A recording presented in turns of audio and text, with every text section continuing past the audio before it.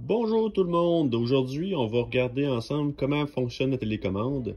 Donc en ce moment on a la télécommande de la Tosso, c'est la même télécommande que la Tosso Lomo 23.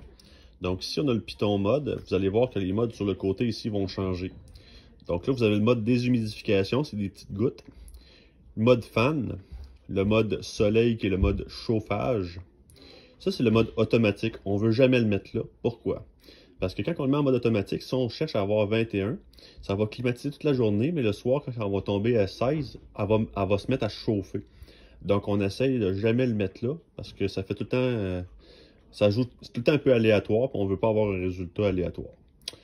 Donc on repèse dessus. Ça c'est le mode flocon. Le mode flocon, c'est le mode climatisation. C'est pas celui qu'on veut en ce moment. On veut retourner sur le mode déshumidificateur.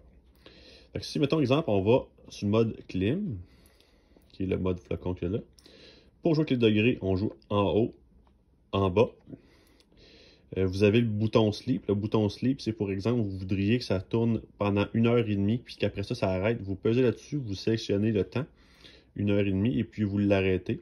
Le mode turbo ici, c'est pour avoir la machine à 100%, en chauffage ou en climatisation, tout dépendamment du mode que vous avez choisi sur le côté ici. La fan, c'est pour jouer avec le débit d'air. Vous voyez en haut, là, vous avez juste une fan, 2 fans, 3 fans, c'est tout.